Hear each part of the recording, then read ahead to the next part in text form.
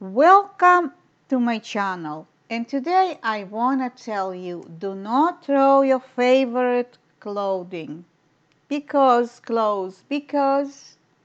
when you have stains, you can hide them, or you can make them cover or do something that they shouldn't be seen.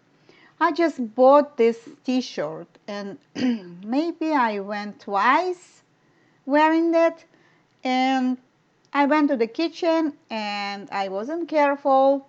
I wasn't wearing apron, and this is it. So I put stains here, the yellow ones, and on the bottom, if you see on the right side, you can see a little bit. I love this color of the t-shirt. It's comfortable. It's my size. It's so beautiful on me, and the color unbelievable. But I don't want to wear clothing with stains. Who wants it? Even if I am at home, I want to be neat and clear and nice, and I will show you what I use to use those beads and those shiny pieces, if you can see them, sequins. Yes, sparkle. I have the bigger one and have the tiny one, and I start making like cat look-alike head, and then I want to do the body. So you can go on the web and you can find many pictures of it, and you can create. Here I worked yesterday on it, and I created a bow tie, and I did make by sequins and beads and small beads, and I put on the fabric. I use those beads for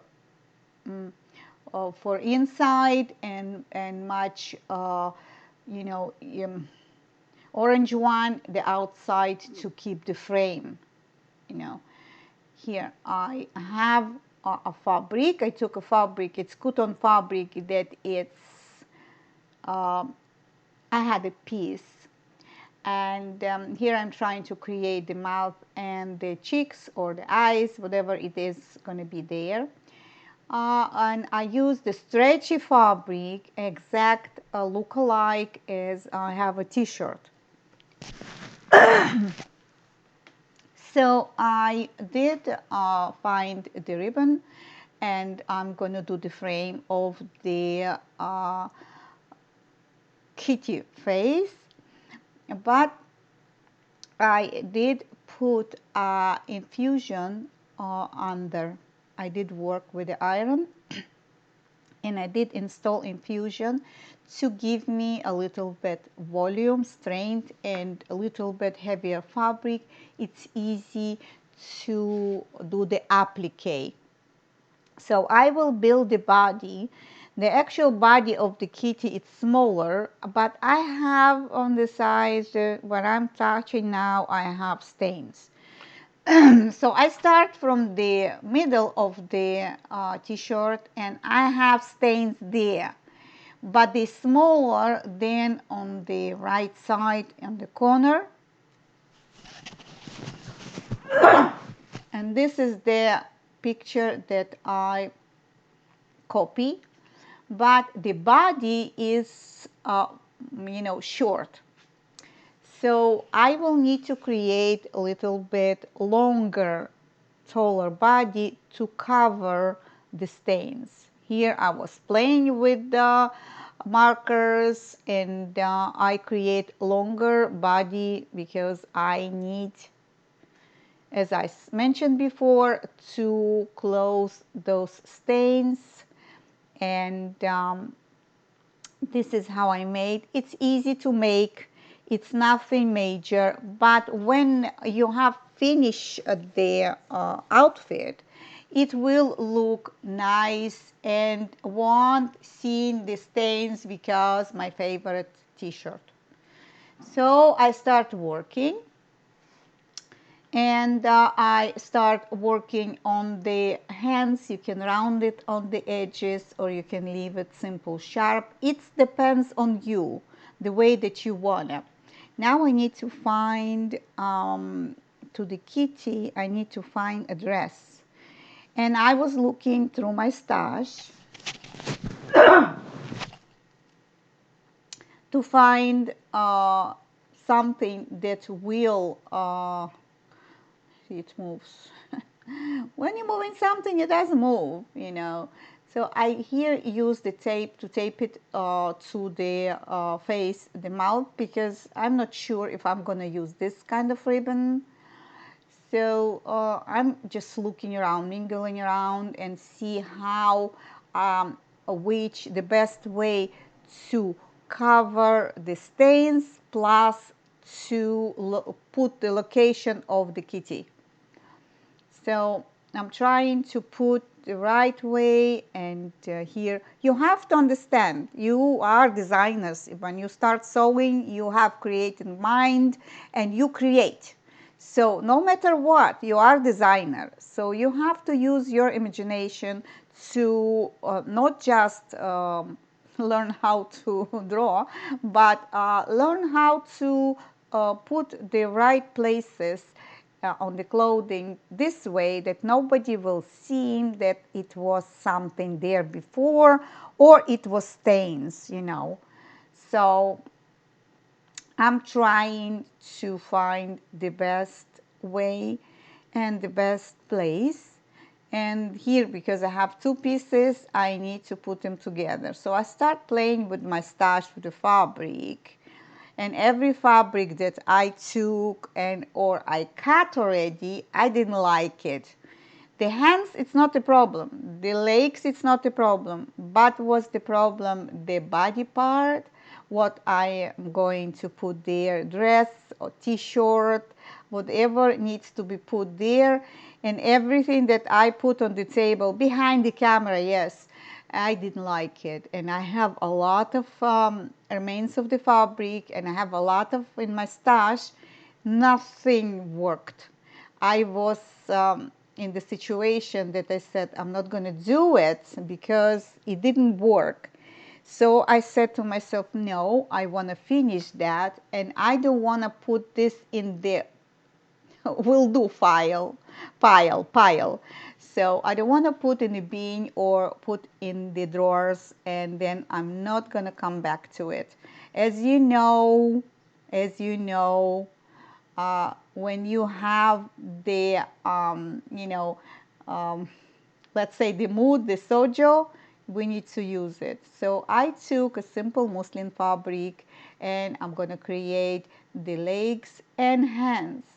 Now you see that I found a piece of fabric and I did create a dress.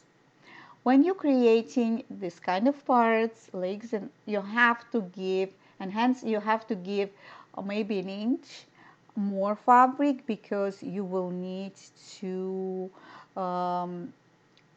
give stitches and stability. So rather to be a little bit longer than shorter.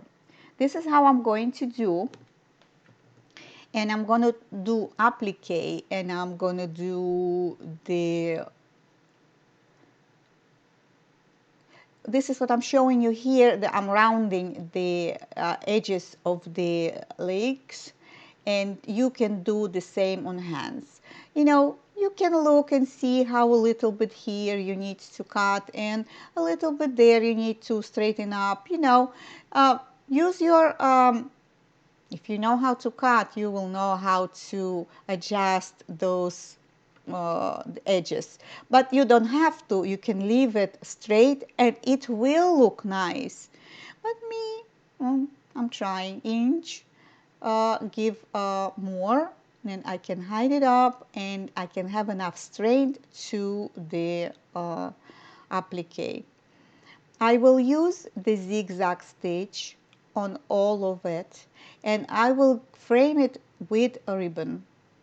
This will give me enough, and I just show you that I put there the infusion and I did use the iron, that you should know, before I start sewing the beads and sequence and the beads. So here I'm looking the best way to put it, and I don't want nothing to be, wrinkled, and I don't want to have folds. Here I am after sewing machine, and I said that I'm gonna frame it up and I'm gonna do the applique. Now the whiskers. This is the only one that's been left. I did frame it up, and at the bow I went with the white zigzag because I couldn't frame it at all because the bow goes outside the frame. So I went and I did the white zigzag, you can see, or you can use invisible thread if you have it, but I use white. And the eyes I give straight stitch, and the mouth I just did it. Now I will need to cut the excess, and I will go and do it behind the camera, of course, because I don't want to use the airtime, and needs a little bit more patience to do it. So I'm gonna do it now. This black sequence ribbon I'm gonna use for whiskers. I don't know why I decide that. I know for the needle of the sewing machine it's hard to make a viscose sequence, sorry, to sew the sequence on the sewing machine. But stubborn as me, as you know, that we decide something, so we will do it. I did it. So we'll show you, see it a little bit later. But here first I'm going to cut the frame because I need to get rid of the excess of the fabric. Here you go. And here the whiskers. My imagination, it's wild. I did add to the ear a little bit ribbon, because I want it to, to look like it's supposed to be. Look, the inside work, as I said, I use the zigzag. If you're not sure, you can check the sewing machine for the size, the wide of the ribbon. That the work went very fast, very pleasure. I enjoy every second of it, and well, I cover my stains. Now I can wear my favorite t-shirt, and I can enjoy all summer long to have something. Every time that I'm going out to my city on the streets, people asking, did you? Who make it? How is it? Where did you bought it? So this is what we need, the encouragement, right? Well, I hope that you didn't forget to subscribe to my channel. Please write me comments below. Please give me likes, and you can give me your sweet red heart that I should feel myself that you care and you want me to continue and showing you likes, don't forget, yes, you, and showing you more of the sewing interesting things. Please enjoy your summer, and of course I'll see you next time. So long.